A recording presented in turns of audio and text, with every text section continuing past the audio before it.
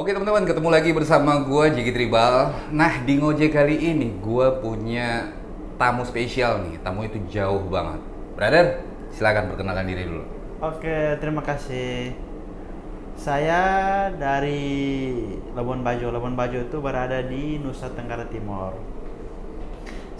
Yang membuat saya sampai ke tempatnya Bang Jeki ini sebenarnya saya taunya dari TikTok, dari Instagram. Saya juga pernah nonton Bang Jeki ini di Trans TV ya, kalau nggak salah Trans 7 ya. Iya, dekat berarti.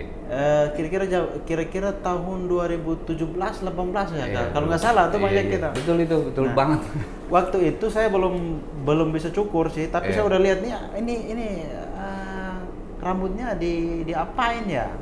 Itu akhirnya buat saya datang ke sini untuk mencari Bang Jeki. Iya. Nah, Nama nih belum lu, kayak lu lupa nih. Nama lu siapa tadi? nama saya Rajab Hala. Sorry, saya lupa. Biasa, Sebenarnya. terlalu bersemangat berarti. Ya. Terus Saya datang, akhirnya saya putuskan untuk datang di tahun 2022. Waktu awal saya mau ke sini, saya DM Bang Jekinya di bulan November. Nah, pas November saya mau datang tapi di tempat saya itu masih rame. Jadi akhirnya bulan Februari baru saya ke sini. Bulan Februari atau Februari, berapa? Ya. Februari baru saya ke tempatnya Bang Jeki. Nah, jadi teman-teman ceritanya dia ini emang tadi tuh DM gue tuh udah lama banget dan bilangnya itu mau belajar konro. Gue pikir tadi serius, lu tuh bercanda doang karena jauh banget nih dari Bajo nih gitu loh. Iya kan? Dari Bajo gue pikir nih kayaknya bercanda nih. Terus di Januari lu baru serius WhatsApp gue, Ya. akhir-akhir Januari lah. Akhir Januari baru serius WhatsApp dan katanya, Bang, gua udah beli tiket mau ke Jakarta. Gua kaget serius. Gue pikir ini bercanda nih, dan ternyata itu doi ini beneran datang ke Jakarta dari Labuan Bajo untuk belajar konro. Nah, pertanyaan gua, lu seniat itu kenapa sih, bro? Sebenarnya kalau untuk saya sih, waktu saya lihat itu biasa aja, tapi ada di tempat saya itu ada orang, kan tempat pariwisata nih, ada orang dari luar, dia datang cukur ke tempat saya, terus rambutnya itu udah dikonroin. Udah dikonro? Dikonro. Jadi Udah ada tuh yang datang ke Labuan Bajo untuk dikonro. dia datang ke tempat saya tuh rambutnya udah dalam dikonro, Dalam keadaan konro gitu ya? udah bentuk konro, tapi saya nggak tahu. Nah, Dia minta cukurannya samping aja, di atasnya lepas. Terus saya tanya nih orangnya nih, iya. Bang, ini buat di mana? Dia bilang, ini buatnya karena orang luar nih, orang luar negeri nih. Iya. Jadi kayak bahasa Inggrisnya, bahasa Inggrisnya buat di mana lah. Ini buat di mana? Katanya di negaranya lah. Di negaranya. Terus dia tanya saya, di Indonesia ada nggak kayak begini? Saya bilang ada, tapi jauh dari sini, jauh sekali dari sini. Dia tanya di mana di Indonesia? Di Jakarta. Iya. Terus dia tanya siapa nama? Saya bilang coba aja Jeki Tribal. Tapi saya nggak pernah kenal Bang Jeki ini siapa. Saya cuma rekomendasi aja. Iya. Terus dia tanya di mana? Kalau di Jakarta daerah mana? Saya bilang, sorry, saya nggak tahu. Saya nggak pernah tahu itu di mana. Saya tahu aja Jakarta karena saya juga belum pernah ke Jakarta, jujur. Kali ini baru saya ke Jakarta. Ini pertama kali lu datang Jakarta? Pertama kali datang Jakarta dengan hanya tujuan untuk belajar konro. Gila sih. Jadi lu referensiin gua sementara lu belum pernah ke Jakarta. Tapi lu tahu gua dari Instagram juga. Kalau saya barani referensi, artinya saya rasa bahwa itu udah terkenal sekali. Jadi saya coba ngomong aja kayak Bang Jeki aja. Saya bilang kayak Bang Jeki Tribal. Saya tidak bilang abang sih karena saya nggak tahu ini Jeki ini nama orang atau nama brand. Nama brand atau Iya. apa. Saya langsung aja kayak ke Jeki Tribal aja. Terus dia bilang, oh oke, nanti kalau saya ke Jakarta, dia bilang nanti dia ke Jakarta dia cari, tapi saya nggak tahu dia cari atau enggak atau apa. Akhirnya saya ada rasa penasaran. Saya penasaran, saya rasa ini apaan sih? Susah apa gampang? Ya. Tapi kalau yang dibuat tangan manusia pasti gampang dong, pasti bisa Jeki dibuat. Tribal bisa, gua harus bisa Nah. gitu loh ukurannya, bro ya. Ya, nggak setidaknya sih? begitu. Tapi kalau untuk menyaingin kan nggak mungkin nih. Ini udah Tapi kemungkinan besar gua banyak yang bisa kontrol dan tersaingin itu sih sebenarnya bukan saingan sih sebenarnya. Yeah. Jadi lebih teman-teman semua di rumah juga yang kalian nonton video ini juga nanti punya banyak referensi untuk kontrol, bukan cuman gua doang atau dari Edo atau dari area. Jadi dari siapapun nanti kalian bisa lah ya, bukan saingan, jadi referensi lah ya. Gua kalau saingan gimana? Gua nggak suruh saing.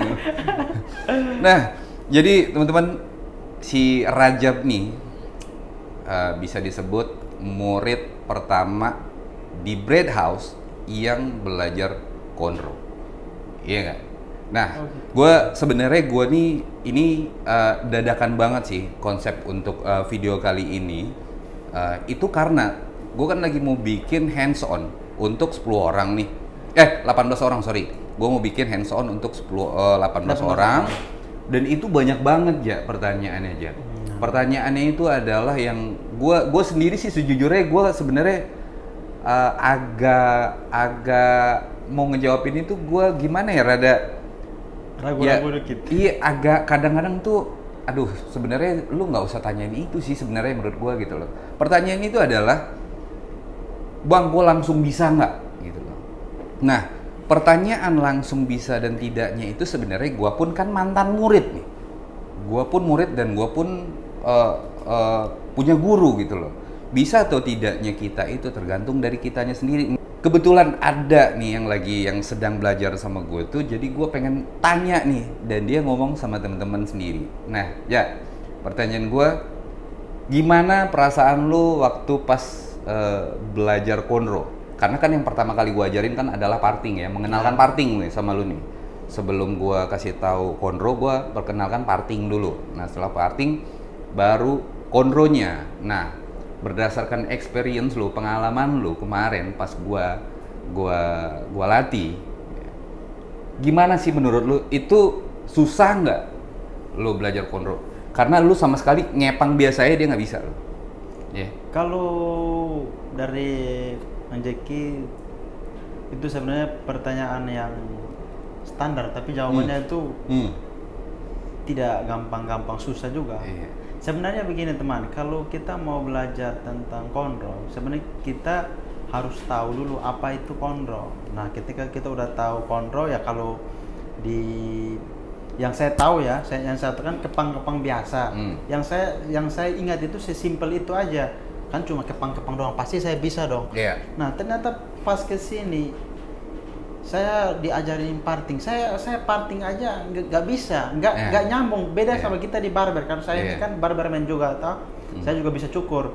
Ketika kita partingan konro sama partingannya mau cukur itu beda banget. Jauh banget berbeda. Jauh beda. Dari cara sisirnya aja udah beda. Cara pengambilan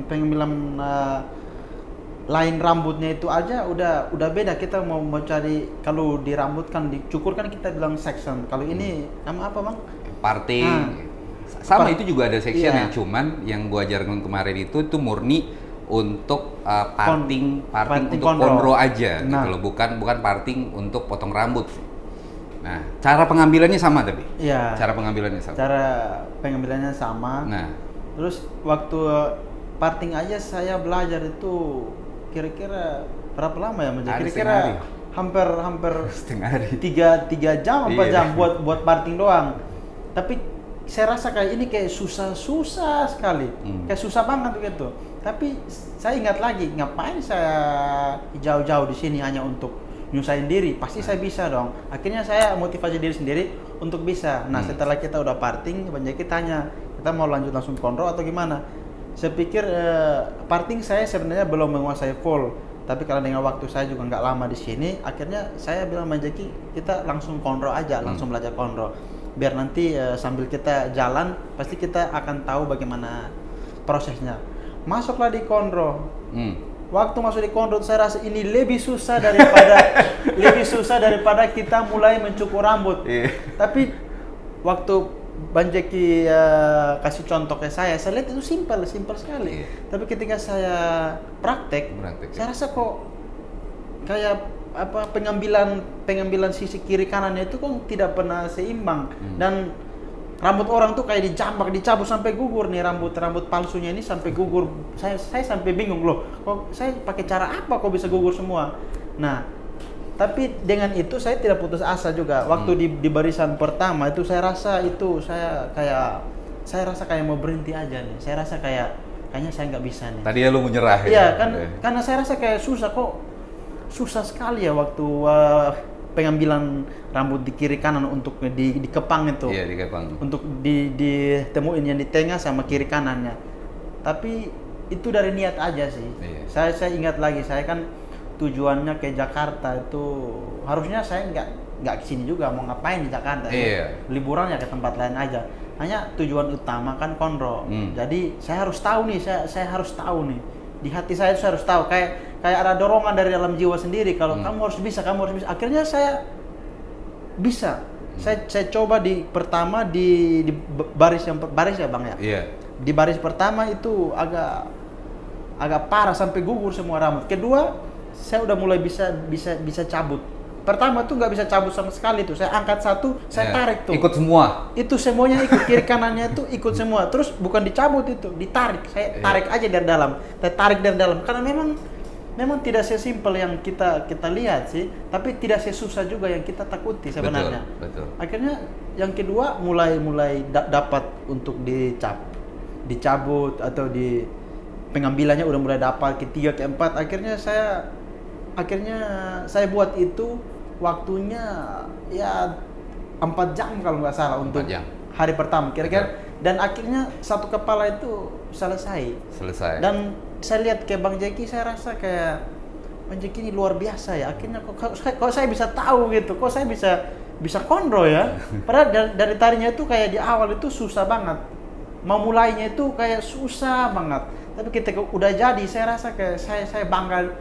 Yang saya banggakan bukan saya sebenarnya. Saya banggakan kok ada orang yang mau kasih tahu kita tentang hal yang sesulit ini sebenarnya.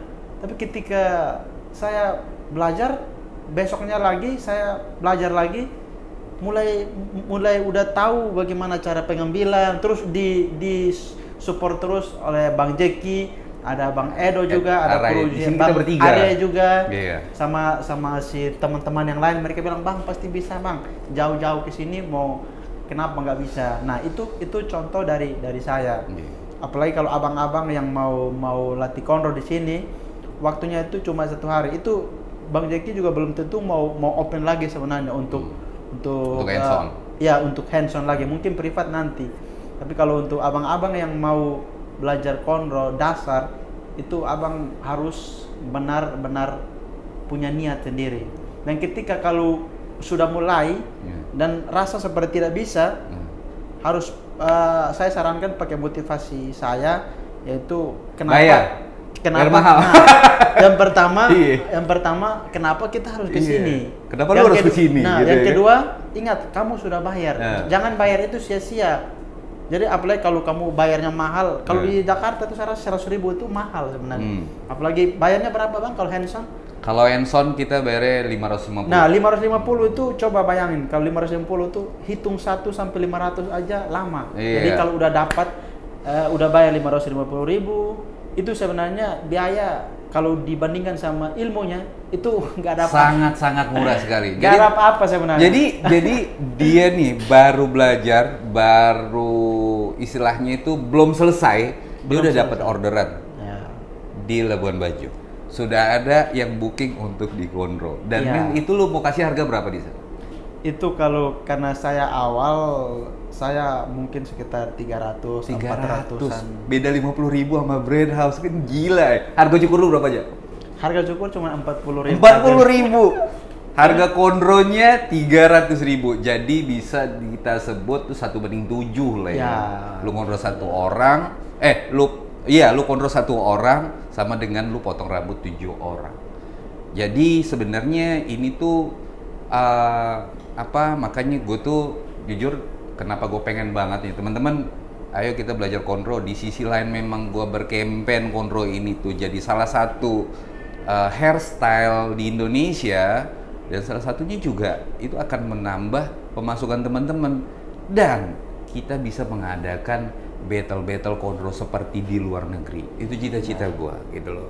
di samping emang meningkatkan penghasilan teman-teman juga, dan itu juga bisa untuk menjadi ajang untuk kita untuk show off ke luar negeri. Karena jujur dari pengalaman gue sendiri aja, banyak tuh bule-bule yang datang ke Indonesia tuh masih bilang dia nggak percaya orang Indonesia itu bisa konro. Iya. Nah, ada kok beberapa, mungkin baru-baru inilah itu, gue ada orang dari luar juga yang pas selesai di konro dia itu takjub gitu.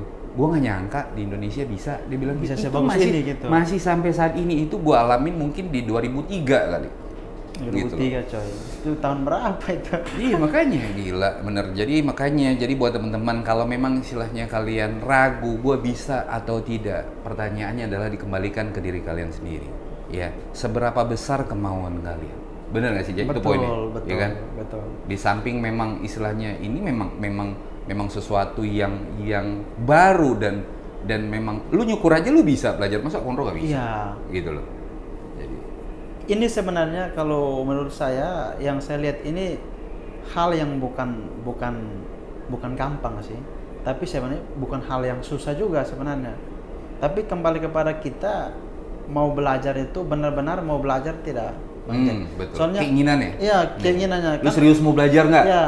Gitu. Soalnya takutnya cuma mau nyari sertifikat doang atau mau hanya ikut rame atau apa. Itu nanti nggak ada hasilnya teman-teman. Itu nggak bisa dibuat jadi uang nggak bisa dibuat jadi pendapatan tambahan buat teman-teman kalau belajarnya cuman datang. Loh ini kok susah ya ini kayaknya. Jadi mendingan kita coba sambil motivasi diri, hilangkan pengeluhannya. Kalau kita baru coba terus kita rasa kok susah ya. Terus nyerah. Terus nggak mau lanjutin, nggak mau nanya orang lain. Padahal di sini kan orangnya baik sekali. Sampai saya beberapa hari sini saya udah nggak mau pulang sebenarnya. Saya rasa waktunya ditambahin 3 hari. Ya. Terlalu sebentar ya. Kayak terlalu cepat waktunya. Tapi kan saya ada banyak urusan sebenarnya. Tapi sejujurnya juga buat gue pribadi ya, mungkin teman-teman gue di sini juga kayak Edo Amara itu juga istilahnya gue agak selektif sih untuk menerima teman-teman yang mau belajar atau kursus di sini, karena bukannya gimana ya, gue sangat pengen ketika teman-teman yang ingin mau belajar konro di gue tuh nomor satunya adalah bukannya cuma lu harus lunasin pembayaran doang, tapi adalah kalian harus punya keinginan yang besar dan keingintahuannya juga yang besar. Nah, ya gue pengen nanya nih, selain konro, apa aja sih yang lu dapat dari privat di sini gitu? Selain konro, misalkan ya apalah gitu loh, entah dari ya apa yang lu dapat deh. Kalau di brand house ini sendiri, ini orang-orangnya ini yang kerja di sini pengalamannya, ini saya jelaskan dikit ya, pengalamannya di atas dari 10 tahun. Mereka udah banyak pengalaman di mana-mana dan mereka juga sudah luar biasa. Nah, selain konro yang saya belajar di sini juga ada privat untuk belajar gimbal. Nah, pasti. Gimbal itu waktu kita lihat, saya kesini ini nggak bisa apa-apa selain cukur ya. Saya konro nggak pernah coba juga. Apalagi gimbal, saya sampai bingung ini apanya ditusuk-tusuk. Tapi jadi gak? Tapi ternyata waktu saya buat itu kok bisa jadi ya. Balik lagi ke kita lagi sebenarnya, mau belajar atau mau tahu. Soalnya kalau orang cuma mau tahu aja pasti dilihat, oh gitu caranya, itu dia stop. Tapi kalau mau belajar itu berarti nggak akan ketemu penghabisannya. Betul. Nggak akan ketemu selesainya.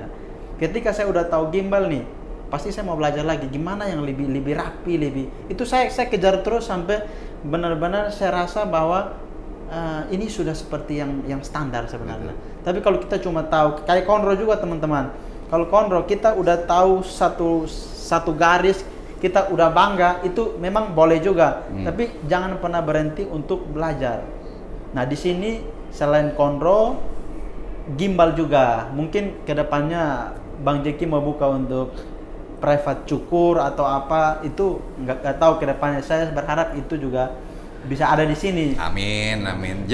Jadi gua pribadi jujur, gua melihat pertama yang gue lihat dari si Rajab ini adalah ketika gue ajarin party, tangannya kakunya amit-amit, parah, kaku itu parah banget tangan itu satu. Nah, mulai dia praktek konro, itu gue melihat, gue di situ juga walau gue nggak tahu nih dia sempat istilahnya mental lu drop tuh gue nggak tahu jujur. Gue nggak tahu. Tapi gue melihat semangat yang besar dia. Ya. Di mana gue lihat semangat yang besar ketika dia lagi ngonro itu rambut si patung itu dijambakin sampai bener-bener sejadi-jadi. Gue bilang nih kalau langsung gue praktek ke orang nih, orangnya udah nangis bomba ini gue bilang. Cuman di situ gue ngeliat wah gila. Di hari pertama dia bisa menyelesaikan satu kepala, memang gue buat besar-besar gitu. Gue untuk mengenalkan dia tahu cara pengambilannya, lu tahu cara muternya, gue kasih yang besar-besar. Tapi dalam satu hari dia sudah bisa parting dan konro. Gila. Di hari kedua selesai satu kepala bikin kecil-kecil. Itu gila sih menurut gue. Ya kan? Ya. Nah, jadi garis besarnya di gua sih ini buat pertanyaan-pertanyaan teman-teman langsung bisa atau tidak, gua balikin ke diri lu sendiri.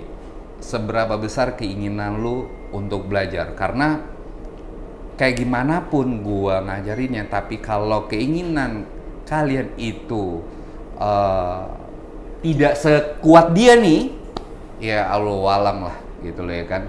Jadi seberapa besar keinginan kalian belajar, baiknya itu kalian tanyakan ke diri kalian. Karena memang istilahnya balik lagi, gua agak selektif. Selektif itu bukannya gimana ya, gua ketika workshop pun nih, gua pernah dapat permintaan itu untuk keluar dari Pulau Jawa. Dia minta untuk workshop konro gitu loh ya kan. Nah pertanyaan gua tanya balik sama teman-teman di sana, lu niatnya ngedatengin gua, lu mau belajar atau lu cuman mau dateng, atau cuman lu mau ngelihat gue ngoceh di atas panggung? Gue bilang gitu. Katanya mau belajar nggak bisa dengan seperti itu. Kalau khusus untuk konro ya, kalau misalkan nih kayak si Rajab nih, dia udah bisa nyukur, Jab itu nyukurnya begini, itu pasti langsung nangkep. Tapi kalau untuk konro itu gue harus dampingin di sisi kalian satu-satu. Ya, seperti yang gue ajarin sama Rajab gitu loh. Jadi kalau untuk konro sendiri itu tidak bisa cuman kalian lihat, gue harus memberikan langsung. Nah, kalau misalkan untuk apa istilahnya dengan kalian datang kurang dengan semangat apa segala macam, jadi ilmunya nggak nyampe. Nah itu yang gue nggak mau. Ya. Gue pengennya ketika kalian, apalagi kayak lu datang udah jauh-jauh, gila itu dari ujung timur sana ya kan. Iya. Untuk privatnya sendiri itu kita di sini itu ada 5 hari. Dan dia ngotot kali ini, dia ngambil langsung 2 kelas. Gue tadinya itu gue ragu banget. Cuman pas gue ngeliat di hari pertama, oh ini bisa ini. Oke, langsung di hari keempat langsung gue lempar ke gimbal dan langsung jadi juga. Edo tuh gurunya, ini dia ada di sebelah kamera. Arai juga. Jadi kita di sini gua alhamdulillah ketika gua ngajarin dia di hari keberapa, memang karena kita di sini banyak, jadi teman-teman gak usah worry ketika walaupun gua ada customer atau Arai atau Edo ada customer, kita bisa rolling gantian. Jadi itu teman-teman, itu saya kasih tahu pengalaman saya sedikit saja tentang latihan konro itu. Buat teman-teman yang masih ragu 1 hari bisa nggak, itu saya yakin teman-teman bisa. Pasti bisa ya? Pasti saya yakin itu bisa. Ingat yang pertama, niatnya harus lebih kuat daripada usahanya sebenarnya. Jadi kalau niatnya udah kuat, dia akan dorong usaha. Dia akan didorong. Coba kalau usahanya kuat tapi niatnya main-main aja, paling dia kerja terus tapi nggak akan jadi, Bang. Karena niatnya kurang kuat. Tapi kalau niatnya lebih kuat daripada usaha, dia dorong terus. Mau nggak jadi dia dorong terus sampai akhirnya kita jadi kayak saya gitu. Waktu saya konro nih, saya rasa udah nggak bisa saya udah mau bilang Bang Jeki, Bang, kayaknya saya hari ini stop dulu deh. Saya parting aja, nanti aja baru kita lanjut lagi. Saya malu sebenarnya ketika saya buat dan tidak bisa, tidak jadi. Itu saya udah malu sebenarnya. Tapi ketika niat dari dalam hati saya itu, motivasi diri sendiri itu terlalu kuat. Ayo Bang, kamu bisa, kamu bisa, kamu bisa karena kamu sudah jauh nih, kamu sudah bayar mahal nih. Ngapain masa kamu gak bisa? Itu cuman tangan manusia aja. Tangan manusia yang perlu kamu harus tahu. Pasti kamu bisa. Akhirnya saya pelan-pelan saya bisa. Akhirnya sekarang saya udah bisa dikit sih. Bisa dikit. Jadi gini, kalau untuk bisa, gua sangat yakin dalam satu hari teman-teman bisa. Tapi belum jago, ya, karena itu butuh pengulangan. Ya. Gua sendiri kontrol itu dari tahun 2001 sampai dengan sekarang. Nah, kalau kalian berharap berekspektasi mau langsung seperti gua atau seperti Edo atau seperti Arai, mending kalian hentikan buat belajar. Karena apa? Kalian butuh pengulangan. Ya. Nah, gua juga titip sama Raja nanti ketika dia udah di Labuan Bajo, minimal lu dalam satu hari harus kontrol satu kali. Ya, satu kali. Untuk apa? Untuk pengulangan jam terbang. Karena itu nggak bisa dibeli pakai duit, bro. Ya, itu nggak bisa dibeli pakai duit. Itu bukan beam salah beam. Ya. Ibaratan pisau nih. Dari besi bulat sampai menjadi tajam seperti itu harus berapa kali ditempa? Harus berapa kali diasah? Harus dibakar sampai seberapa ya pokoknya iya sampai seberapa jadi itu prosesnya itu sangat panjang sekali. Begitupun dengan ilmu konro, ilmu potong rambut, apapun itu butuh jam terbang. Ya kan? Nah, jadi intinya adalah di video kali ini khusus buat teman-teman yang ingin belajar, yang bingung, susah nggak sih apa segala macam, adalah poin kita di kali ini adalah bisa atau tidaknya lu belajar. Mau seberapa jago, mau seberapa cepat, itu dikembalikan ke keinginan kalian. Kalau gua pribadi, jujur ya, ketika gua pernah dulu ditanya, sampai seberapa, bagaimana caranya biar gua cepet jago bikin konro, gitu loh. Yang lu harus lakukan adalah cintai dulu si konronya. Ya. Karena apa? Sesuatu yang akan lu lakukan dengan cinta, pasti lu akan ikhlas. Lu akan ikhlas, pasti lu akan termotivasi lebih semangat lagi. Tidak melihat angka berapa duit lu bakalan jual nanti di sana. Itu bisa, tapi itu agak terpaksa ya kalau menurut gua ya. Betul. Tapi kalau lu udah mencintai itu, lu pasti akan lebih semangat lagi, lu pasti akan lebih berusaha keras lagi untuk bisa bikin konro itu. Gitu loh. Betul. Nah, itu sih di video kali ini ya. Tapi sebelum itu, mumpung kita masih syuting juga, gua langsung mau serahkan sertifikat si Rajab untuk kelas konro ini. Mungkin Bang Edo bisa maju. Nah, ya ini dia sertifikat lo. Gua pengen lo terima ini, lo pajang ini dengan sangat suatu kebanggaan lah. Karena jujur aja, kalau untuk murid konro gua yang gua privat langsung datang ke tempat gua, ke Bread House, adalah dia murid pertama gua. Selamat, brother. Makasih, Bang.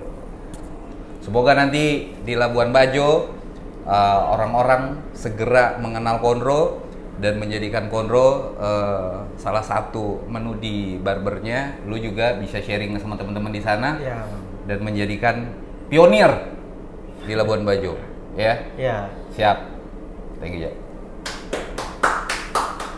Sampai ketemu di video berikutnya. Jangan lupa di subscribe kalau kalian suka dengan video ini. Silahkan kalian share ke teman-teman kalian. Dan jangan lupa nanti di tanggal 10 kita ada hands on. Bagi kalian yang mau belajar dan masih tertarik, kita masih ada beberapa slot lagi.